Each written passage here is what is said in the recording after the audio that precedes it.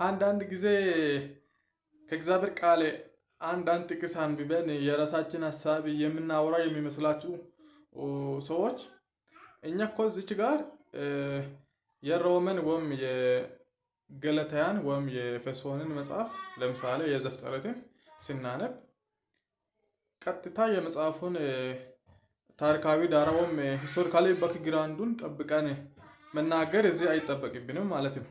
የምናወራው ስለ መጽሐፉ በተጻፈበት አውድ ማስተላለፍ የፈለግነው ነገር ማንም የምናገር እንደ እግዚአብሔር ቃል ይናገር ተብሎ ስለተጻፈ በዛ መልክ ነው ያው የምናስተላልፈው እንጂ ሂስቶሪካሊ ባክግራውንዱ መጽሐፉን ለነማን እንደተጻፈ ማን እንደጻፈው ለነማን እንደተጻፈ ተደራሲያኑ እነማን እንደሆኑ በየትኛ ክፍለ ዘመን ላይ እንደተጻፈ ለማስተማር ቸርች አለችላችሁ ወይስ መጽሐፍ ቅዱስ ቀጥታ በኦንላይን ስቴዲ የሚያደርጉ ብዙ ሰዎች ስላሉ ከነዛ ጋርም መማር ከፈለጋችሁ ተማሩ ማለት ነው። እኛም ጊዜ ካለን እናስተምራቸዋለን።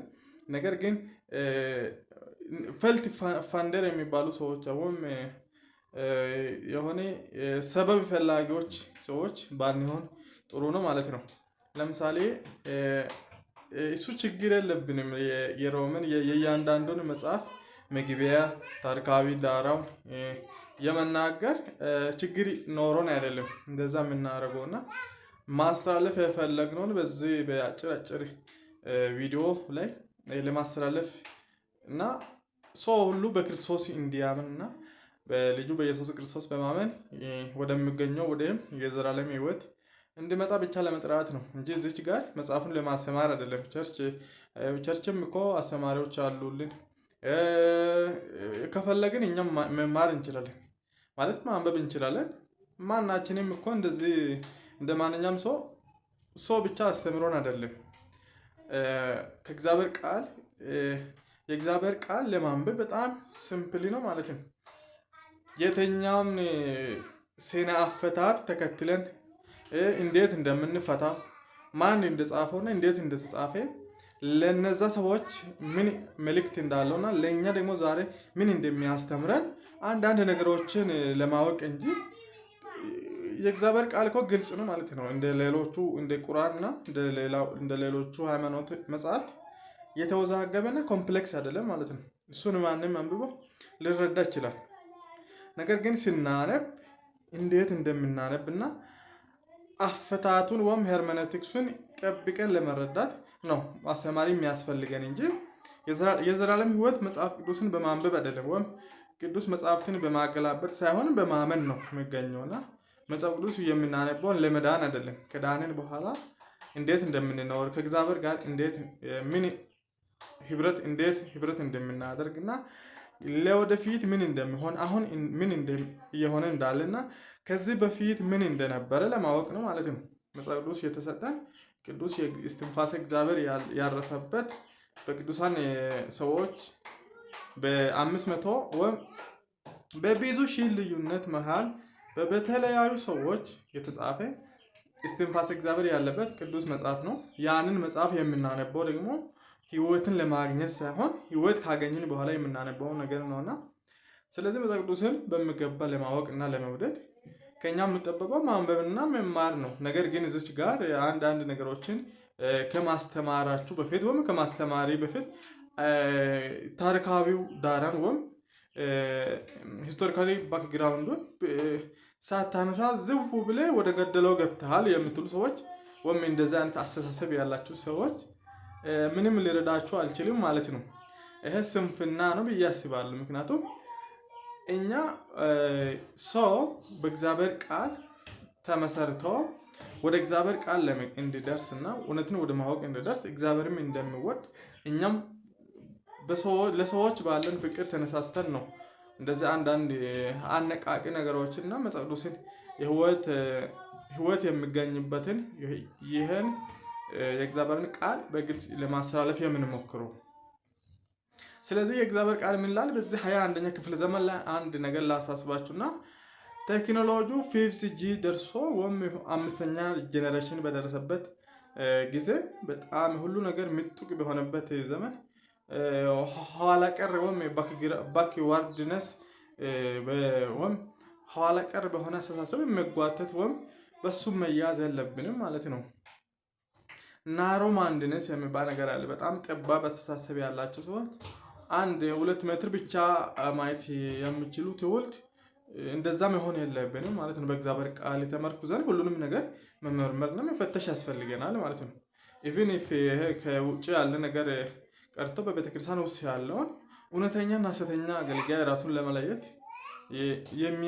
የሚያስችለን ከእግዚአብሔር ቃል ጸጋንና እውቀትን መካፈል መማር ያስፈልጋል ማለት ነው። ስለዚህ መምህር የሚያስፈልገው እኮ ለመማር ዝግጁ ለሆነ ሰው ነው ማለት ነው። እሺ የሚነግረኝ ሰው ሳይኖር እንዴት ሊገባኝ ይችላል ያለው እኮ የኢትዮጵያ ጀንደረባ ለመማር ያለው ጉጉቱን ያሳያልና ከዛ በኋላ ተረከው ይላል ፊልጶስ ከኢሳያስ መጽሐፍ ምዕራፍ 53 ጀምሮ ያለውን ኢየሱስ ክርስቶስ መከራ እንደሚቀበል እንደሚሰቀል እንደሚሞትና እንዴት እንደሆነ ኢሳያስ በመንፈስ ቅዱስ ተረድቶ የጻፈውን አስረዳው ይላል። ከዛ በኋላ አሁን አምናለሁ ኢየሱስ የእግዚአብሔር ልጅ እንደሆነ አምናለሁ፣ እንዳልጠመቅ የሚከለክለኝ ነገር አለ ብሎ ጠይቋል ማለት ነው። ከዛ በኋላና መጀመሪያ ላይ ለመማር ሬዲ መሆን ያስፈልጋል። ስለዚህ መጽሐፍ ቅዱስን ገብታችሁ ማንበብ በእጃችን ይዘን ይሁድ ብቻ ይዘን ቸርች መግባት እና ህብረት መሄድ የለብንም። እሱ እኮ የሃይማኖተኞች ልማድ ነው። እኛ ደግሞ የእግዚአብሔር ወይም በኢየሱስ ክርስቶስ አምነን የዳንን ሰዎች ለእያንዳንዱ ጥያቄ ማለት ነው ስለ መጽሐፍ ቅዱስ ለምነሳው ጥያቄ እንትን መሆን አለብን ማለት ነው። ታጋዮችና ሞጋች መሆን መቻል አለብን። ለምሳሌ መመከት መቻል አለብን። ኢየሱስ ፍጡር ነው ለምሉ ወይም ኢየሱስ ክርስቶስ አብ ነው ለምሉ ወይም ኢየሱስ ክርስቶስ ፍጹም አምላክ ብቻ ነው እንጂ ሰው አይደለም፣ ወይም ከሰማይ ስጋ ይዞ መጥቶ እዚህ ተወልዷል የተፈጠረ ነው እንጂ ከእግዚአብሔር የሚያንስ ከሰው የሚበልጥ ነው፣ መካከለኛ ነው፣ ወይም ኢየሱስ ሚካኤል ነው የሚሉ በኢየሱስ ክርስቶስ ላይ የተጻፉና የሚሰጥ ብዙ አደገኛ አስተምሮች አሉ። እነዛን አስተምሮች ለመመከት ምንድን ነው የሚያስፈልገው? ሁላችንም በእግዚአብሔር ቃል እየታጠቅን መሆን አለብን። ይሁዳ መልእክት ምዕራፍ 1 ላይ ስናነብ አንድ ጊዜ ስለተሰጠን ስለ ደህንነታችን መታገል እንደሚገባን ይነግረናል ማለት ነው፣ ይመክረናል። ምክንያቱም ሰው በኢየሱስ ክርስቶስ በማመን እና እሱን በኢየሱስ ክርስቶስ በማመን ወደሚገኝበት ወደ ዘላለም ሕይወት እንዲደርስ የተጻፈውን ወይም የመጣውን ወይም ሰው ሆኖ የተወለደውን ኢየሱስ ክርስቶስን የሚክዱ ዘባቾች እና ሐሰተኞች ነቢያቶች እንደሚነሱ እነዛ ደግሞ ብዙ ሰዎችን እንደሚያስቱ ይናገራል ማለት ነው። መታገል እንዳለብን ይናገራልና ስለዚህ ነገር ሁላችንም በኢየሱስ ክርስቶስ ያመንን አምናን ድኛለሁ ጸድቄያለሁ ብለን ይሁድ ብቻ ህብረት ማድረግ አይደለም። ክርስትና ከዛም በላይ ነው። ከክብር ወደ ክብር እየተለወጥን የምኖር ነው ማለት ነው ክርስትና እንጂ ባሉበት 10 ዓመት 20 ዓመት ባሉበት መቆየት አይደለም። እሱ ክርስትና አይደለም። ክርስትና እድገትን ይጠይቃል ማለት ነው። እያደግን የልጁን መልክ እየመሰልን መኖር ይጠበቅብናል ማለት ነው።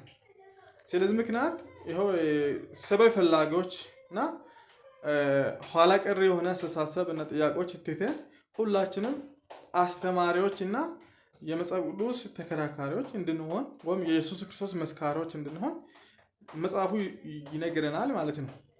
በዚህ ምክንያት ሁላችንም በኢየሱስ ክርስቶስ በማመን የዘላለምን ሕይወት ያገኘን ሌሎችንም እንደኛ ያሉትን ደግሞ በኢየሱስ ክርስቶስ አምነው ያልዳኑትን ወደዚህ ሕይወት ለመጥራት መትጋት፣ መስራት፣ መጸለይ፣ መምከርና መድረስ ይጠበቅብናል።